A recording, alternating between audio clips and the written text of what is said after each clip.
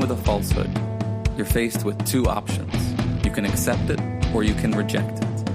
The basis upon which we take one of these actions is a product of our critical thinking capabilities and a desire to know what is true instead of confirming our bias. A lie can travel halfway around the world while the truth is still putting on its shoes. On Brainstorm, we choose the hard truths over the comforting lies. Reason, compassion, skepticism. This is the Brainstorm Podcast.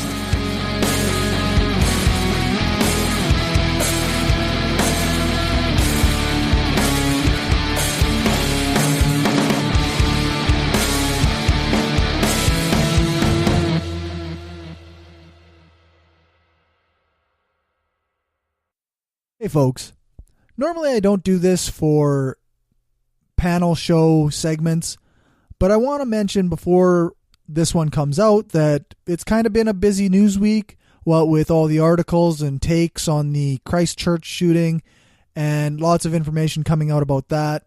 And then also the Mueller report just came out this last Friday on, I think it was March 20th. Which was 5 days after we recorded this. So, about a week after we recorded this.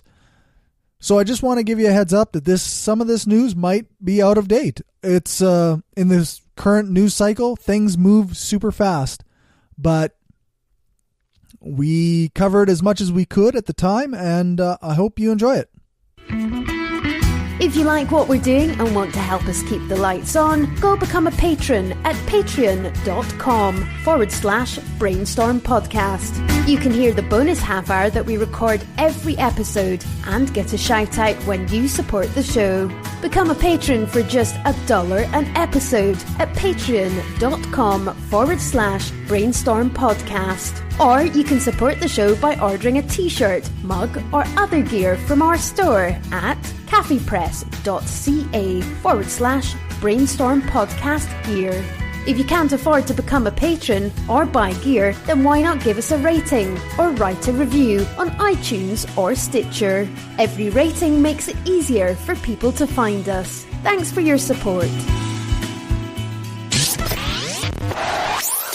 All right. Hi, and welcome to the Brainstorm Rectable, the Brainstorm production that covers news and current events from the past month with a mind towards critical thinking and progressive values. I'm Cory, and my panel tonight are Rene. Hello. And Lisa. I am not Angela. And we're not in Roman Empire Studios in Regina, Saskatchewan. Today is March 15th, 2019.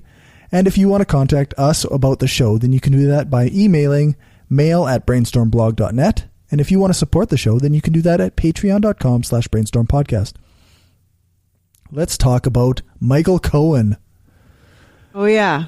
I made the show notes and I put that one at the top for the rec table because I thought it was important. But you know, it's funny because with the news cycle as it is, it's like, who? You know what I mean? Like, because that was like a whole week ago. And so it's like, but like at the time, to me, it just seemed like fucking mind blowing. Like, I don't know. It legitimately mattered a week ago. Does it legitimately? Does it still matter? I think so. Sort of, because he dropped a lot of bombs. Yeah. Like, as a couple other podcasts I was listening to said, is there was a whole bunch of people that suddenly got very names he dropped, they got very nervous because they know they were getting a phone call from FBI, someone important. Yeah. I don't know. A lot of people on shows that I listen to, they're humming and hawing. Well, is this going to make a difference? Is there going to be an impeachment? Is this ever going to matter? The thing is, I don't. The problem is I don't know if it actually will lead to an impeachment, but it will put a lot of. I think what's happening is it's putting a lot of pressure on things outside of the government. Are we listening to the lunacy of this? Like 3-4 years ago, somebody goes to Congress and makes those kind of statements about the president, and it's career ending. Like, no fucking question. Like, what twilight zone are we fucking living in? Like, just the things he said. He is straight out. He is a racist. Yeah. He is, just the things he said. Like, just did the legal shit that he did, that he really made him seem like a mob boss, and nobody was fucking surprised. And the Republicans couldn't even fucking defend him. All they could do was try to be like, well, you just want a book deal, right? Like that's all they fucking had. It was insane. It's totally messed up. I mean, here he is, his lawyer fixer who paid off the porn star and the playwright model and whatever. Meanwhile, 20 years before, they impeached Clinton for lying about a blowjob. Yeah.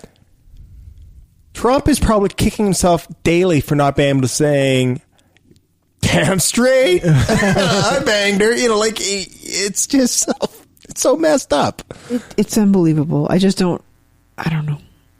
I feel like it in a normal universe, it would have an impact. How can this not have? How can this not? Obama a liar because with the health care, he said if you like your doctor, you could keep your doctor, and there was some weird issues with the policy, so that may not have been totally true. So they were calling him a liar. Trump has lied on a documented what's the count now? 9,000 times. Yeah. It's unbelievable. I don't understand. It's we live in a Looney Tunes sort of world. I don't know. It's just I'm sorry. Yep. Like I've given up. Like I don't know, man. Like how can this be a thing? I got nothing. As they keep saying, it's because Trump didn't expect to win. Yeah. He wasn't supposed to win. But I believe, who said that recently? Like one of his closest, was it Cohen who said that? It was Cohen. Yeah. He didn't, it was just a way to increase ratings, increase his brand profile. And he really didn't think he was going to win. Yeah. Like, and people have been saying that for a long time. But I think the first time I ever saw that was Michael Moore, actually, I think, who was like, this is what I think. I think he probably never thought, he just thought he'd increase his profile and his brand. He was negotiating the next season of The Apprentice. There was fucking Apprentice gave us this shit. Yep. If you don't think reality TV is evil, I mean, yeah. Well, actually, I watched a show called the Culture Shots or something, and it went through the history of reality TV back into the talk shows, and reality TV literally gave us where we are now in the political sphere. It's bad. I don't know. Maybe there's nothing else to say about it, but he said, if you have, we won't rehash all the things he said, but go watch a summary. Seth Meyers' summary of it was pretty funny, and maybe it makes you stomach it better. You should watch it because it's actually something you can watch without barfing because he makes it funny. Right.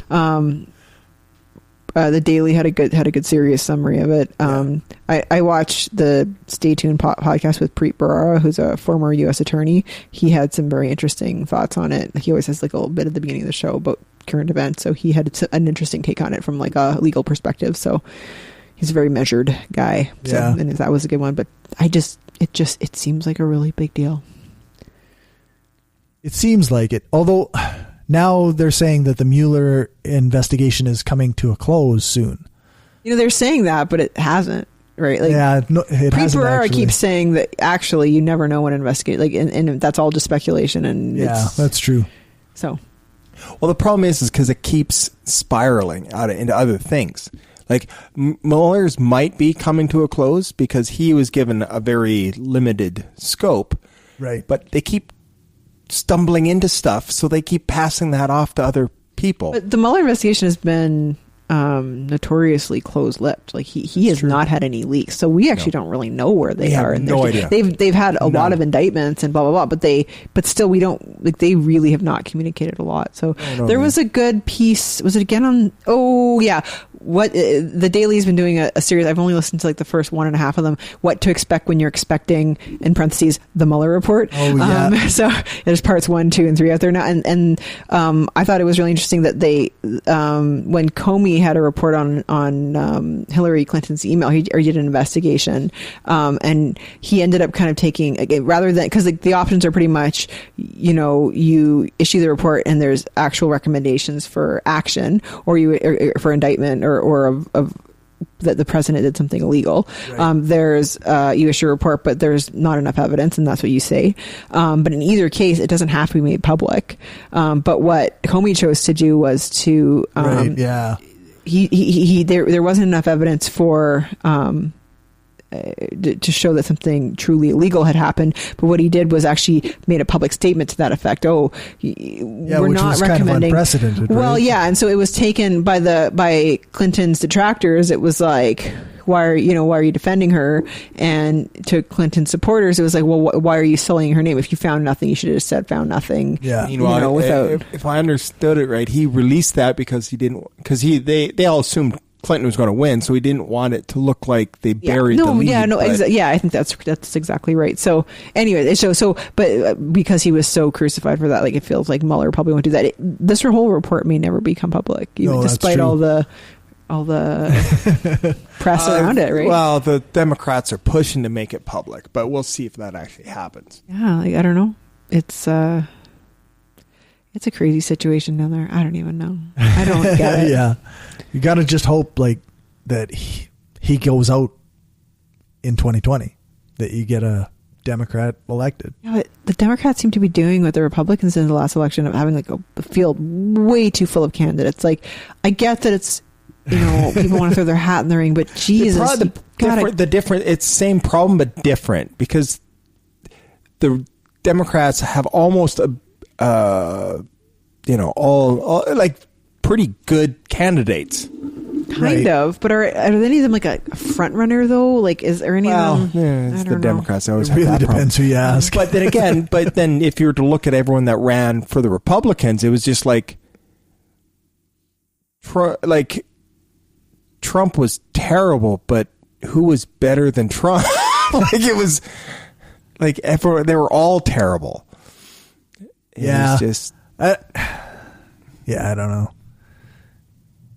There's a lot of good candidates, but I almost think there are getting to be too many. Like now with Beto O'Rourke jumping in, it's like, okay, and then Bernie was just like a few days ago too announced.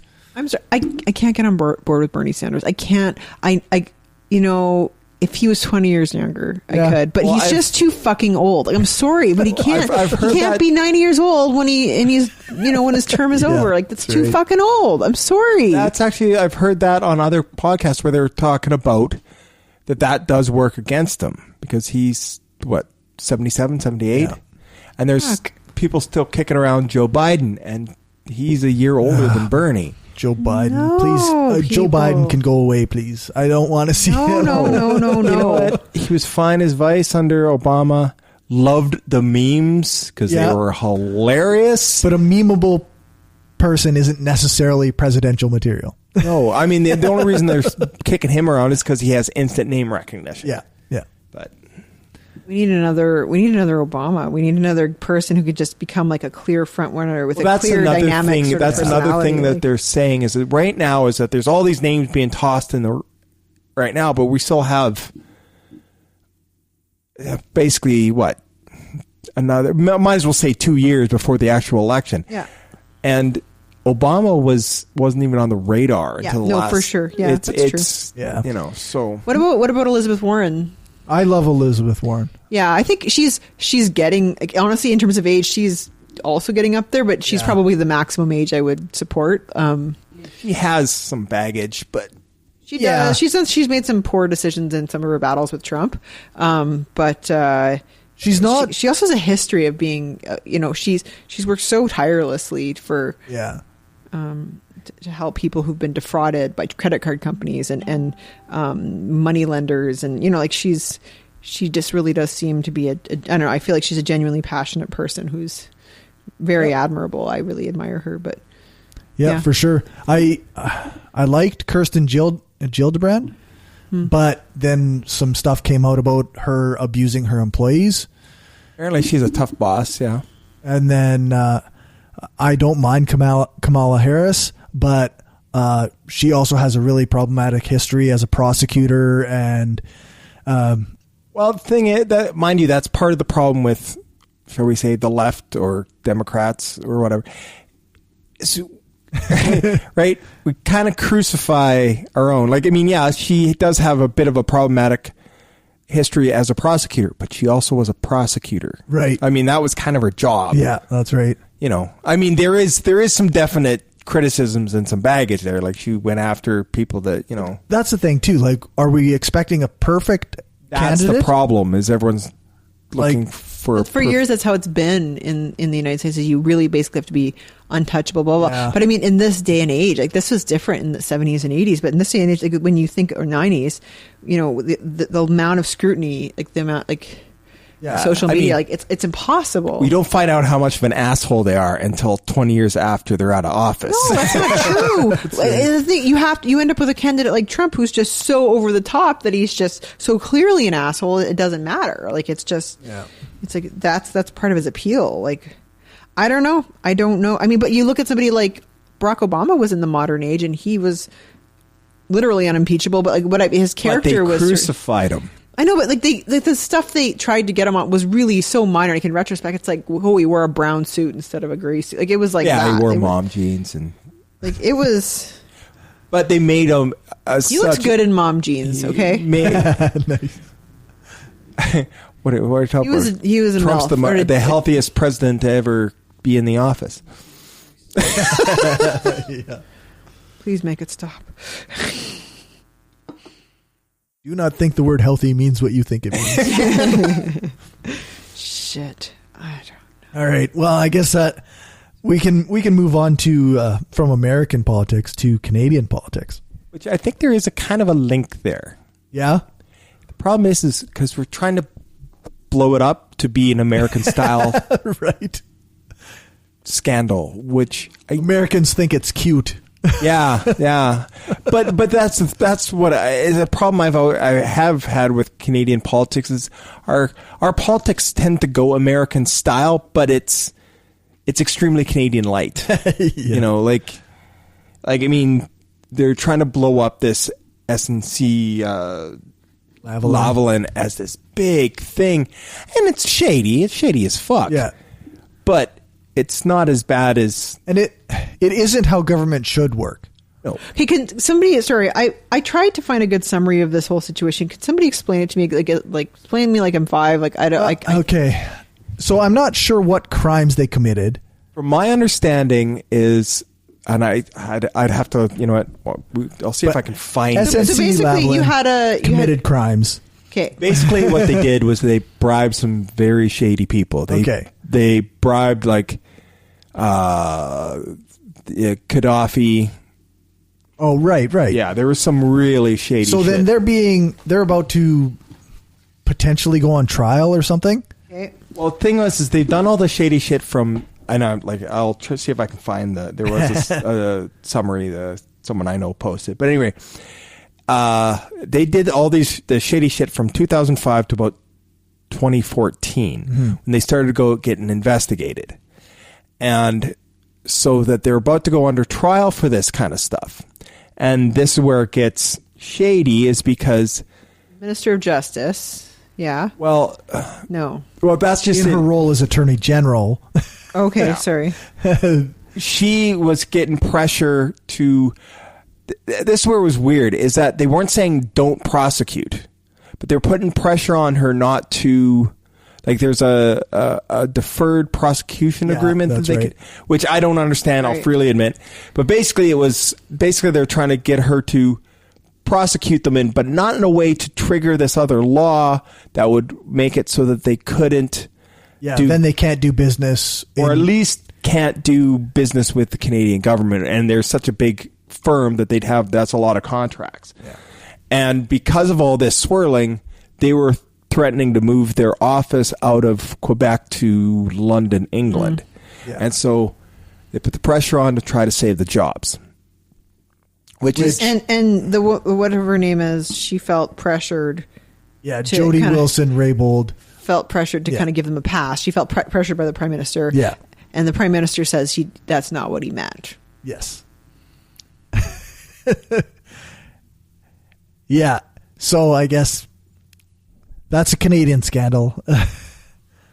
It's not good. Like, I don't want the prime minister's office. Brain teaser, man. Like, fucking Trump is a racist. Like, he slept with a porn star and I paid her off. Like, that I can fucking understand. This, I'm like, there's a lot to do what? It's a lot of legal ins and outs. And then, of course, they're trying to blow it up as if what happened to her was the same as the Saturday Night Massacre under Nixon. I'm like, nope. No, Nixon called his attorney general into his office. You kill the prosecution. No, I won't. Okay, you're fired. Next guy. Yeah. Okay, you're fired. And he went down the line until he found somebody who would bury it. And the thing was they were looking into stuff he was doing. This is just them trying to protect jobs in Quebec, which is, like I said, it's still shady as fuck, but it's not quite the same thing. Mm. Yeah, like, I don't want the government interfering with investigations or trials, or even if it means that a company is going to suffer, right? If they did something wrong, the Canadian employees would suffer. Yeah, well, that's the trouble. That's the risk, or that's the worry, I assume. It sounds like, and I don't know the numbers. I just know that people I listen to have said that the 9,000 jobs is an overinflated number. Okay. They're probably half-ass pulling numbers out of their ass. They have 9,000 office employees kind of all over Canada, and it would only be the ones that are in the Quebec that would actually lose their position if they moved. So I don't know how many that actually works out to being, but there's probably larger numbers down the line if they started losing contracts or whatnot. That's true. Like I said, it's not cool. It's shady, but it's not. Because Andrew Scheer is calling for his resignation. Yeah, of course which is ridiculous, right? As if the Conservatives would have ever not interfered. Well, I found the Why should we get so pro Trudeau, dude? I seem to remember episodes of the podcast where you're just shitting on him the whole time. Well, it's when the facts are against him that I'm. You and your critical thinking bullshit. I mean, it's a case of a bit of a disappointment because Trudeau was trying to supposedly run it not like standard politics, but it's that's what they all say. That's what they all say. What is it? 2008, 2011, and 2011 to 2014, and another one in 2011. SNC Lavalin had legal issues that were under Stephen Harper. I don't know if you can say that Stephen Harper did anything with them or not. Yeah, I mean, it was under his watch, but who knows what he actually knew about it? I mean, yeah. But this idea that calling for Trudeau's resignation and that Scheer would do anything different. Yeah. The Conservative Party is literally like the party that will bend over for big business every single time. So to imagine that Scheer would not have catered to SNC Lavalin and interfered, and we never would have heard about it because his attorney general, whoever he had appointed in that position, would have just kept going along with it because that's the Conservative way. Well, that's the thing is under Harper, everything was done through the PMO and was done with such a heavy hand. Yeah.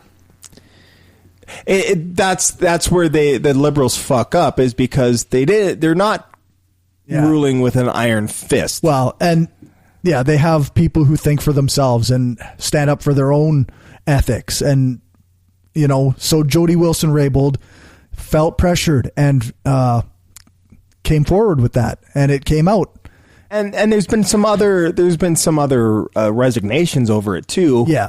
Although I'm a cynical bastard, so I'm just going, how many of these people they resigned? They didn't resign from the Liberal Party. They resigned from their post. Yeah. Knowing full well that there's an election coming up so that they could then, if it really goes south, they can spin it as well. Look, I resigned, eh? Yeah.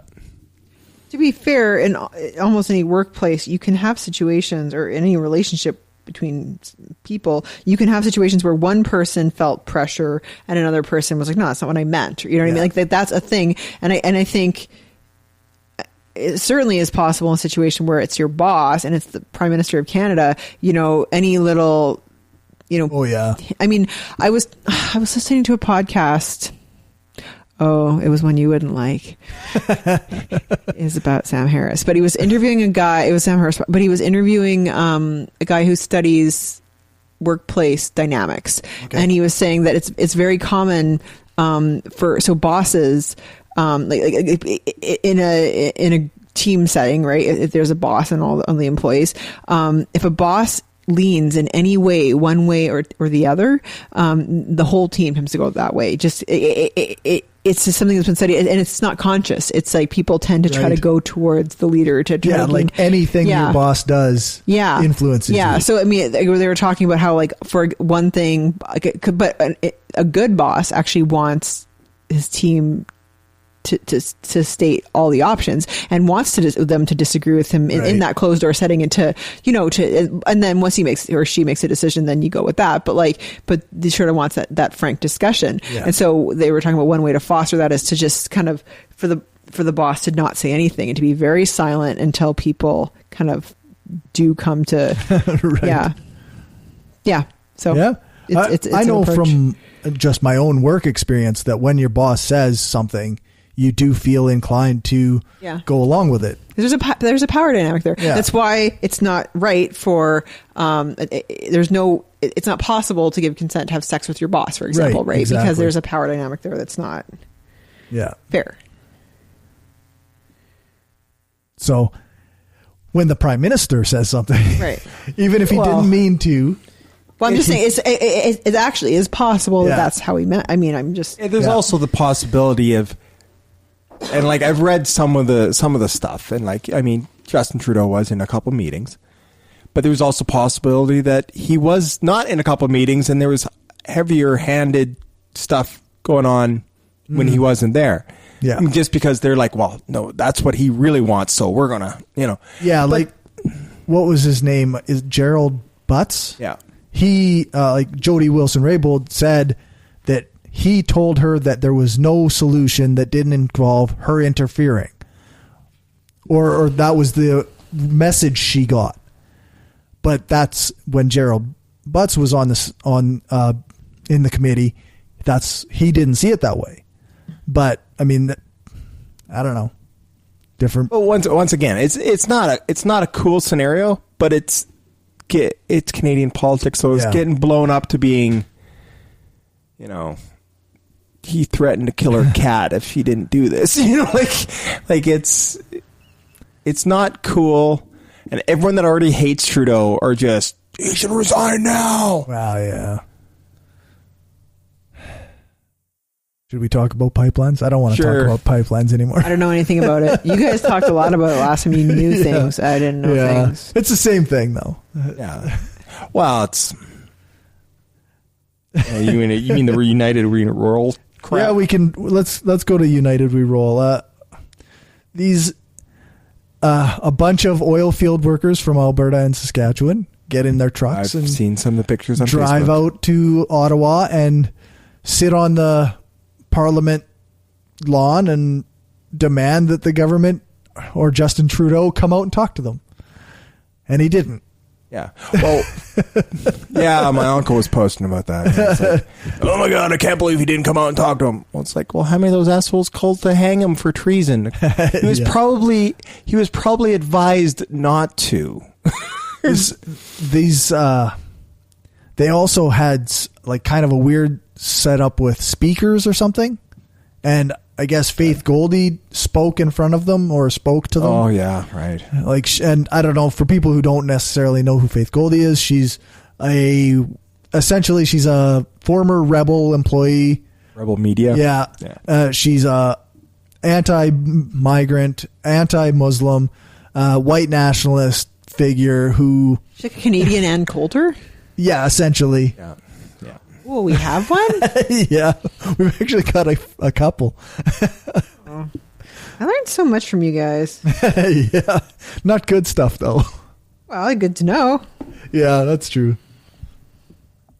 But yeah, so then I guess Faith Goldie spoke to them, unless I'm mixing up my articles. And then right after that, Andrew Scheer spoke to them. Yeah, I'm not sure if it's in the same article, but yeah, that's all kind of what went on. Yeah. And that does kind of, I think you're kind of bleeding the two articles, the extreme right and the United We Roll thing. But at any rate, because they mix so much. Well, yeah, they overlap. Because that's just as he did speak and just kind of glossed over the right wing, crazy elements in there. There was a whole other thing actually.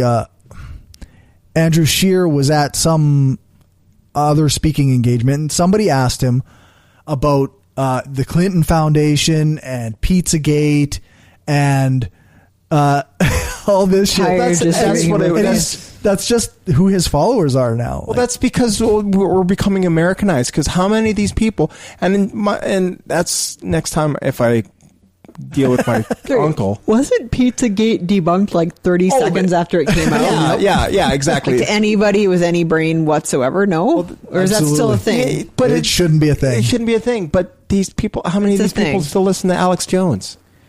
That's true. Alex Jones. I thought he's not on Twitter anymore. He's still got his website. He's got no YouTube, no Facebook, and no Twitter, but he's still got his website. So that's good enough. Good enough. They'll go searching.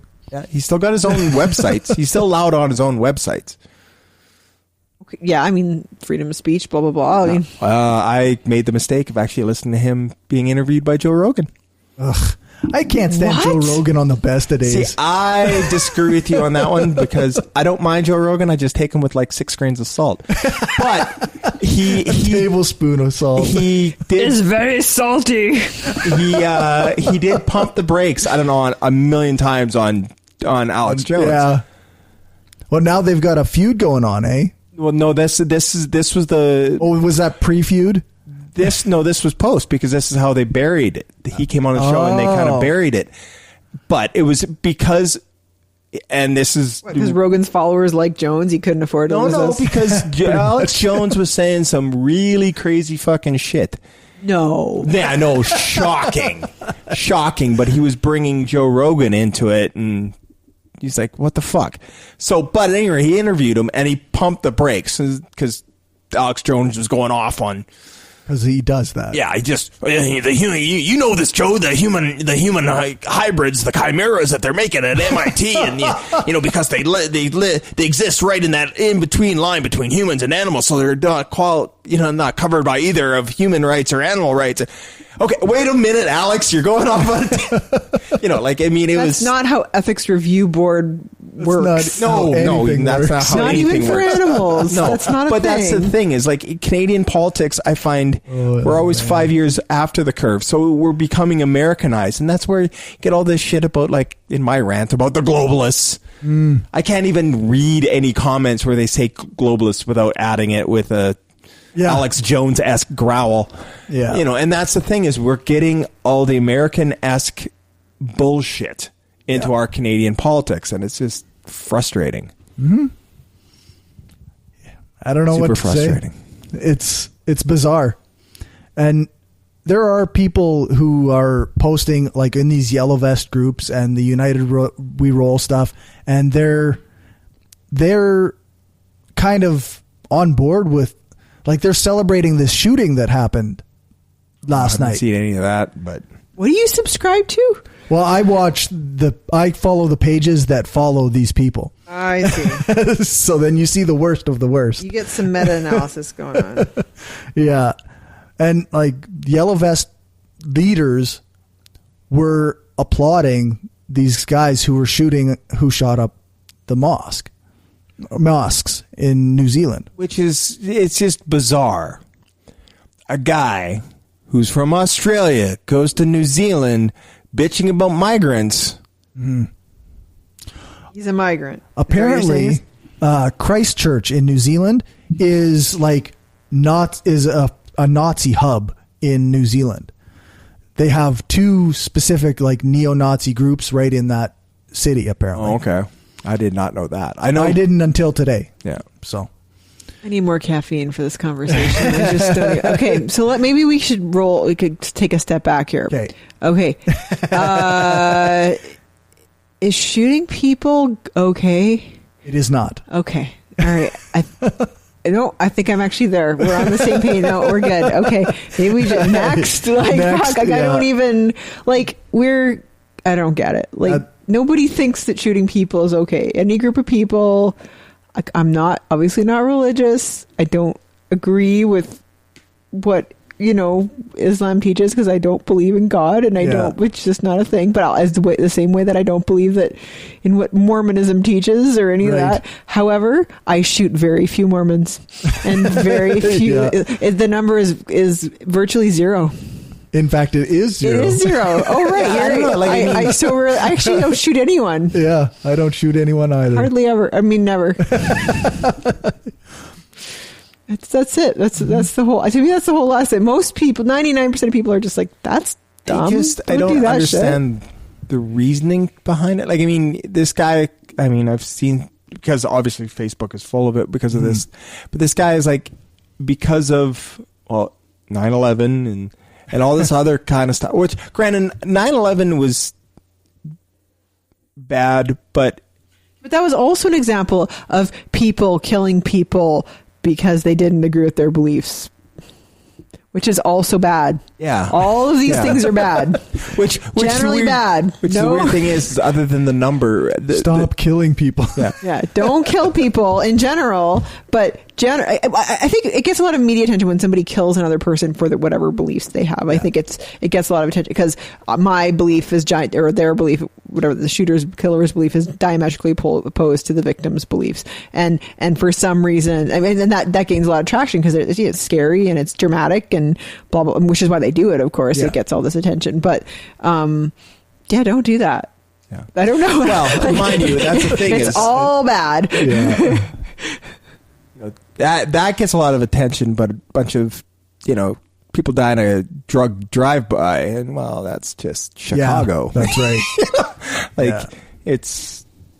Well, I mean, when it happens because of beliefs that many people hold, like a religion, like where many thousands or millions or billions of people hold a certain belief, then it becomes scarier. Yeah. But I mean, people get killed for their beliefs all the time.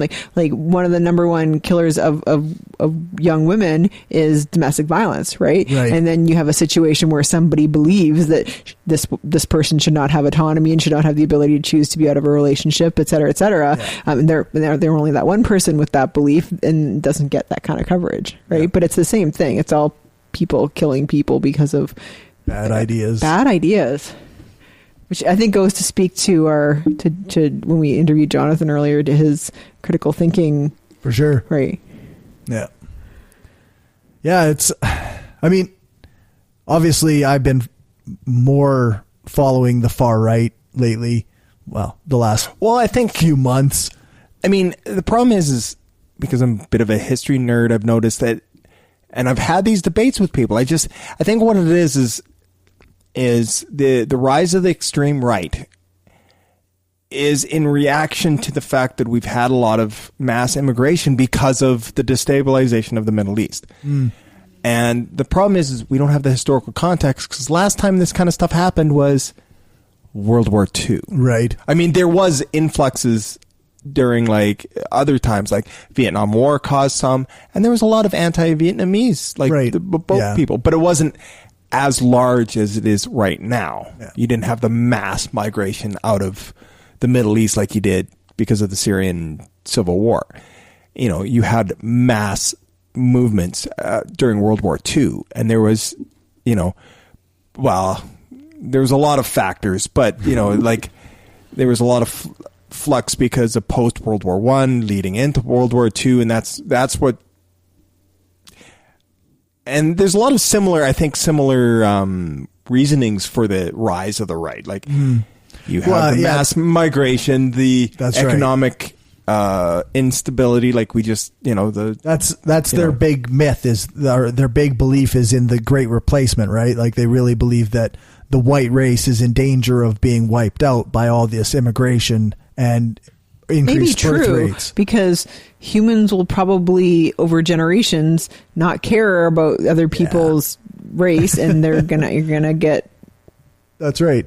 a more homogenous ethnic group. That would sure be. I mean, which is not bad. I think of that as a good thing. It's just at the very least, it's just a thing. Yeah, that's right. It's probably the truth anyway.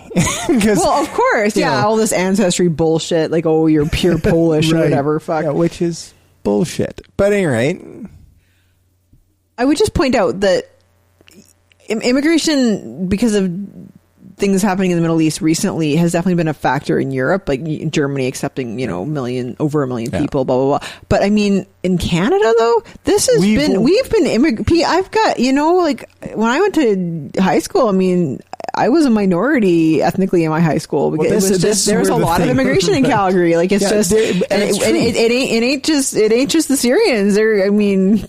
But we've had a massive I've watched a lot of Punjabi movies with friends. That's all very true. That's all very true. But the focus is more so right now because we've had a much bigger as a global influx. movement. I think it especially has been influenced by the European, because Europeans have not had immigration like we've had in Canada, for example. And Americans have always been kind of xenophobic. So our kind of Canadians have kind of although they've, I guess, had a lot of immigration in general, but the Europeans, I think, are just like, what is this? I do not know. Like they're just like, I think they're super. Like it's been a really major change in a very short period of time, and then I think you might get some global traction that way because. Yeah. But then again, that's just what I mean. It's the focus, right? Because I mean, I've heard the arguments where also, well, what are we doing with all these, the legal immigration is fine, but all this, they're, putting them up in hotels for 3 years, which I don't know if any of that is true. Legal immigration isn't fine to these people. That's just a smokescreen. Yeah. Like all these people who come in legally still get targeted and pointed at and as though they're the problem. But I mean, that's also something that's always been a problem. I mean, 100 years ago, Irish need not apply. Yeah, no, that's true. I mean, there was that article I shared about the Mennonite invasion that happened in what was, they said, 1920s. Yeah. Like anytime there's a mass, everyone's, oh my, Mennonites are terrible, though. We have to agree on that, right? Oh, sorry, no. Sure. I don't know. No, I don't know. I'm just joking. Yeah. I don't know. But, I mean, a lot of our topics this week are kind of on the topic of, or this month are on the topic of the extreme right. And, like, the SPLC, they released a report saying that there are more hate groups in the U.S. right now than there have been in a very long time. Well, it's a record high, they say. Well, it's because they've been, I think, building for a while, just because like it's that reaction to the simmering from post 9/11. Yeah. And you have a dickhead like Trump that just emboldens them. Right. And so, yeah, it's going to get more and more. Like I watched that alt-right movie on Netflix. Okay. That was interesting. Is that on Netflix now? It is. Oh, I've heard it's really good. My friend Sam Harris interviewed the woman who did the documentary, and you actually should listen to that one. You would like it.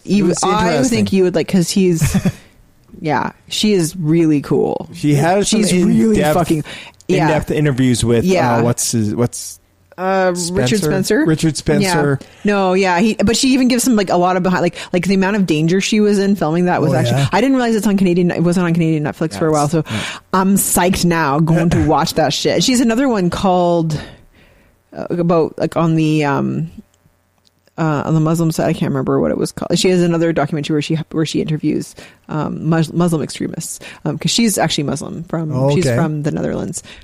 She living in Britain now, but she just makes these amazing films, and she's very cool, and she's super, super, super brave. I love her. That's awesome. Yeah. All right, maybe I can listen to one episode of Sam Harris. Or just watch the show, I guess. But that one, her name is Deidre or Deanna. So anyways, weird. I shouldn't even say things. They're wrong. I said no words. I don't believe in words. So I guess to kind of lighten things up a little bit, maybe we can talk about our former hometown of Weyburn, where they recently made kind of some headlines. Where they let's put it bluntly, they tripped over their own dicks. Yeah.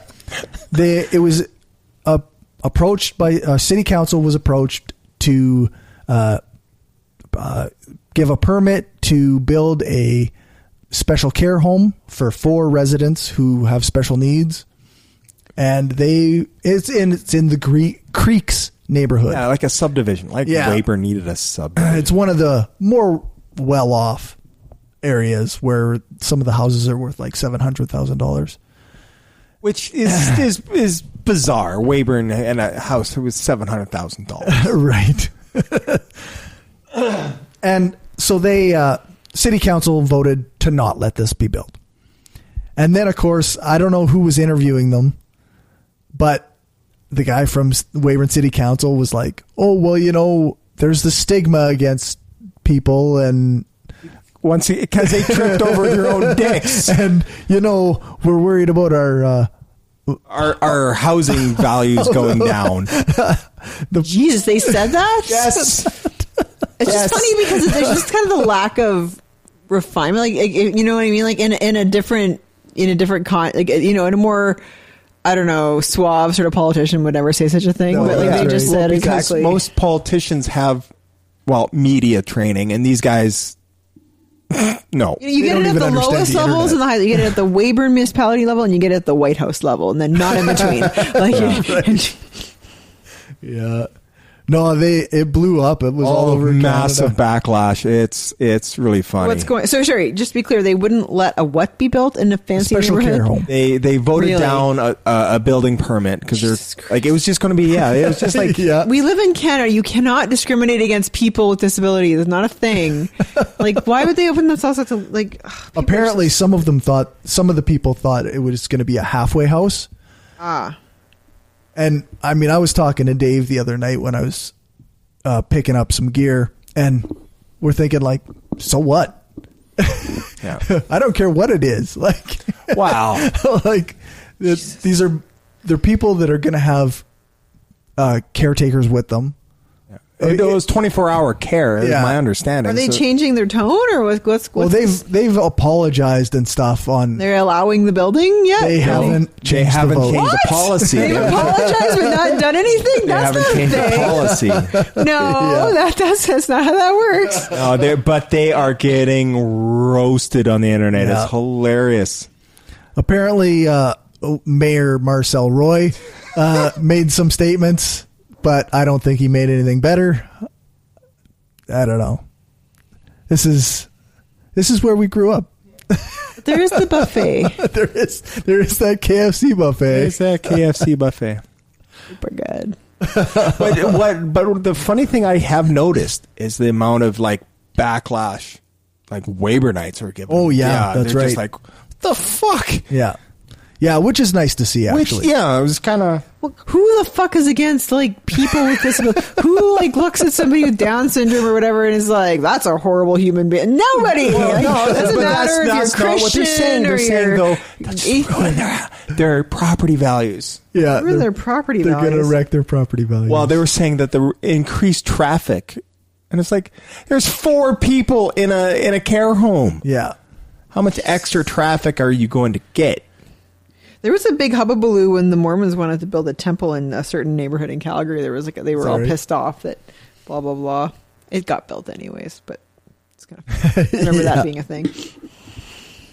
Well, I can understand the increased traffic because the Mormon place there'll be a lot more people knocking on your door. Have you seen it? No, they send them everywhere, but like it's a giant temple, anyways. Whatever. Yeah. Have you found Jesus? Yeah. Good old Weyburn. Where'd he go? What else was in the news? It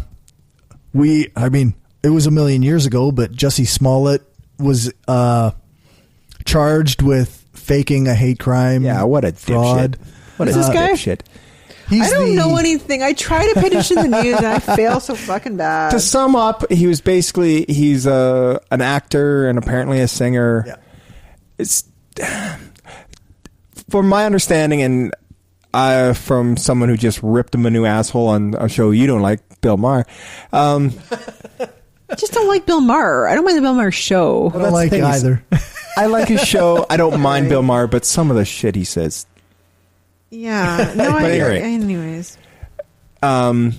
Like she said, it's like he's just a spoiled rich guy that was looking for a raise, and he, should be absolutely ashamed of himself. That what did he do?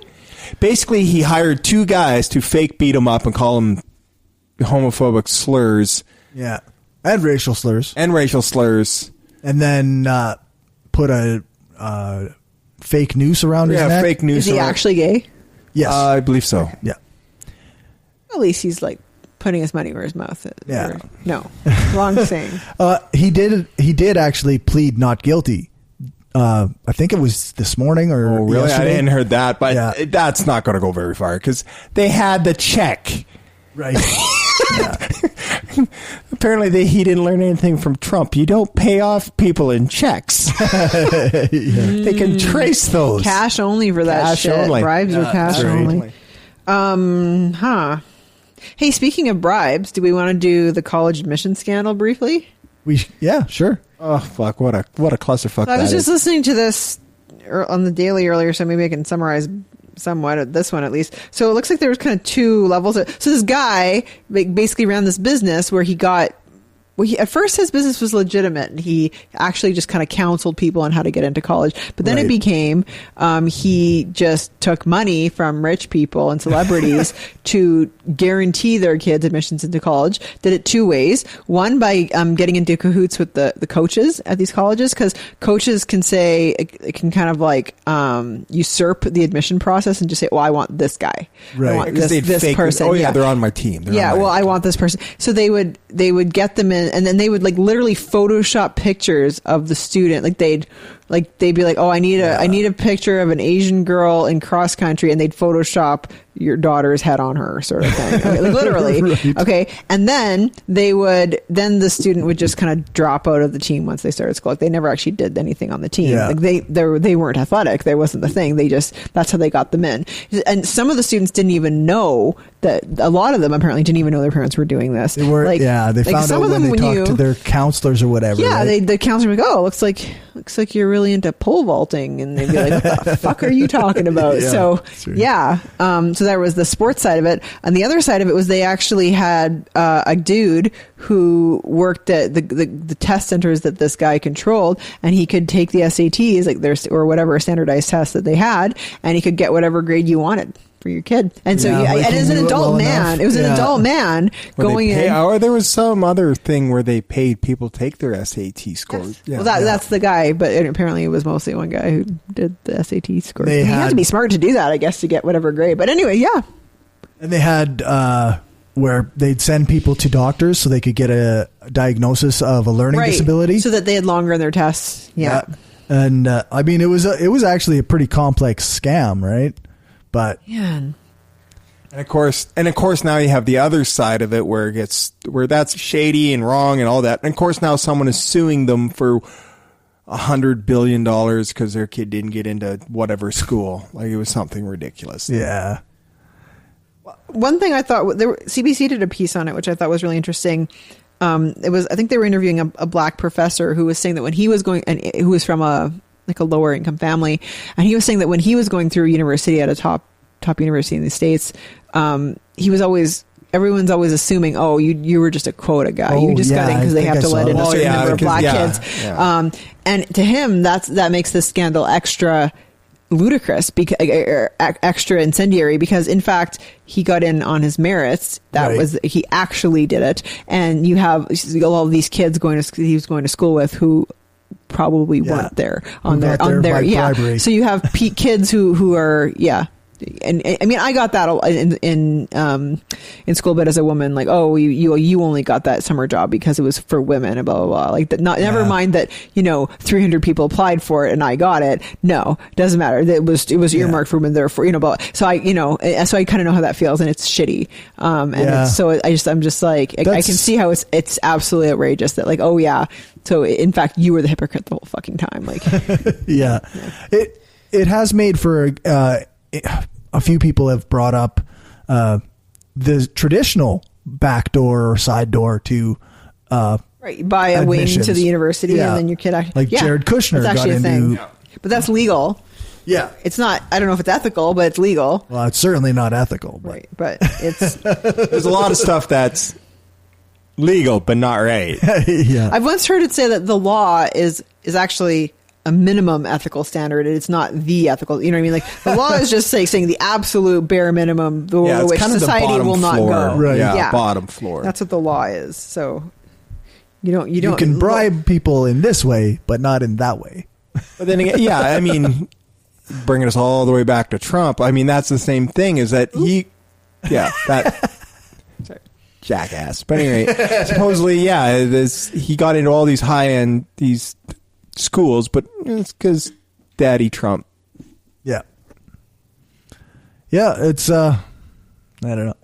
Well, and I mean, Trump, of course, still doesn't want anybody to see his grades. Oh yeah, well, that was one of the things that came up in the Cohen thing, was that he was threatening to, if they released his transcripts. But it was more than that, because he, at the same time that he was pressuring Obama to release his transcripts from college, he was threatening colleges, well, you better not. Yeah. That's funny. Like, that's really funny. Yeah. I'm sorry, but even though Obama was legitimately a smart man, got on to that's right. He no question. He was head of. Although he was a legacy as well, right? Like, he had a member of his family had gone to the school, or would it? Oh, maybe. I didn't know. I didn't know that. Yeah. I didn't know that. So it's not that he didn't have some advantage because of his family, but he's not Donald Trump.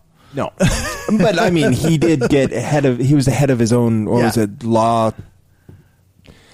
He was the head of some prestigious thing at Harvard Law and whatever else. Like he's still a legitimately smart man. Yeah, for sure.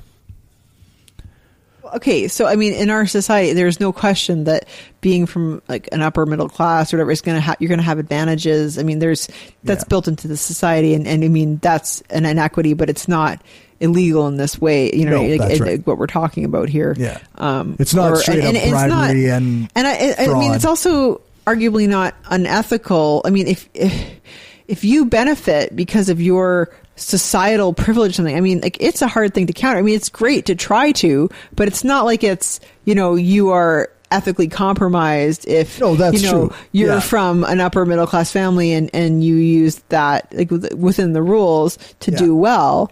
I mean, but it does certainly speak to the fact that nobody succeeds on their own.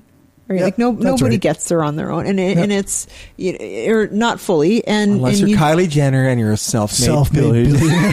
And that's not a thing. Right? That's not a thing. That's not a thing. Not a thing. Yeah. Fuck you, Kylie Jenner. That's right. All right. Well, let's call it a close out to the rec table, and I will include. Rectum's done. The rectum is done. I will include all links in the show notes to stories we covered and stories we didn't. We take you now to a conversation being shouted across a hillside. What? I said I'm trying to come up with a promo for this podcast. What podcast? The Geologic Podcast. What? The Geologic Podcast. Oh, Harab's pointless meanderings, skeptical observations, ridiculous musical interludes, and not a hint of geology. Well, alright, maybe a little bit of geology, but it's not worth it. Come on, he's got the religious moron of the week. Geo's mom reads Jay-Z lyrics. Pointless. Ask George. Who cares what the bastard thinks? Interesting fauna. Oh, great. The horoscope. Garbage. Not the Bible. Boring garbage. Misinformed science. Stupid garbage. True adventures of the Philadelphia Funk Authority. Ooh, white Ukrainian boy playing drums in a funk band must be fascinating. What, none of that is appealing? Not even a wee bit. Great. Don't tune in then. I won't. Fine. Fine. Great. Great. Fine. Great. Great. You said that already. The Geologic Podcast. Pointless, but free. GeologicPodcast.com.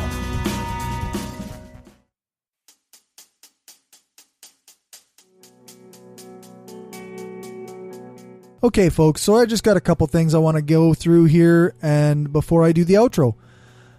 First, I want to thank our new patrons. We got 3 new patrons this month. One of my few remaining conservative friends is now a supporter of the show. Thanks, Richard Lounsbury, for becoming a patron.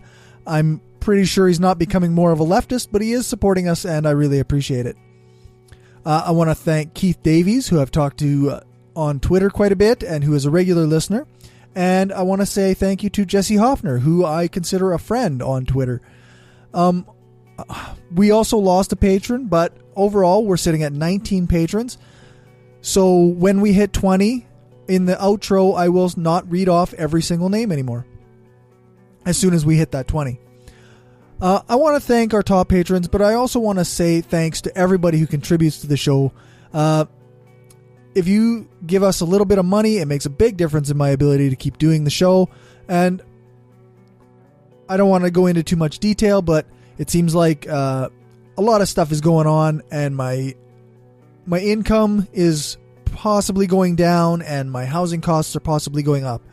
So any financial support that you can afford to give us it makes a big difference in the way that the time that I can spend on the show.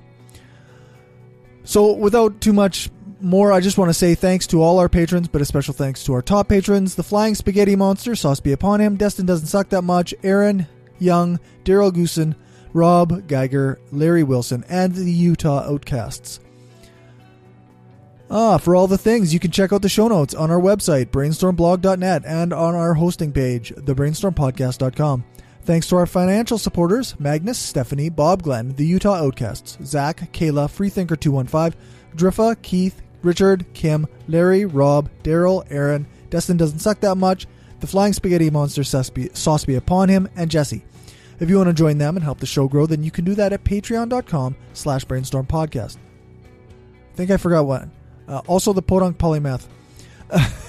So you can join them and help the show grow, then you can do that at patreon.com/brainstormpodcast, or you can give us a one-time donation at paypal.me/brainstormpodcast. If you want Brainstorm gear, then get it at tpublic.com/stores/brainstorm-podcast-gear. Our next live show is on April 12th, and our guests are supposed to be Tom and Cecil from the Cognitive Dissonance podcast. So stay tuned for that, and if you don't already know who they are, check out their website at dissonancepod.com. I want to give a big thanks to the guest for this recording session. It was Jonathan Maloney. That interview will be coming out next week. You can find his stuff at intelligentspeculation.com. Thank you to Dave for our intro music. Thanks to Aaron Rabbi from Embrace the Void for doing the voiceover for the intro. You can find his stuff at voidpod.com. Thanks to Alex Capper Murdoch for doing the voiceover for our ads, and thanks to Jason Camo for our outro music. You can find his stuff at aloststateofmind.com. All music played is either with permission or under the SOCAN license to play. For more information on SOCAN, you can check out the music license info page on our website, brainstormblog.net. I just renewed that this year, so definitely check that out if you have any questions about the license to play music in Canada. We did not do an after hours show for this recording session, but I did include about 8 minutes of just banter before we started this segment into the Patreon version of this episode. So if you're interested in just hearing us shoot the shit a little bit extra and just a couple stories from our daily lives, feel free to go and become a patron. You can get that. Remember to give us a rating, a thumbs up, or a fave on your podcatcher of choice. Join our Facebook group, like our page, follow us on Twitter, subscribe to our subreddit, sign up for our newsletter. Jesus, it's a lot of stuff. Share the show and spread the word. The more you share, comment, and like our stuff, the more it helps the show grow. I want to thank Lisa and Rene for recording with me on the 15th of March. And remember, everybody, the truth matters.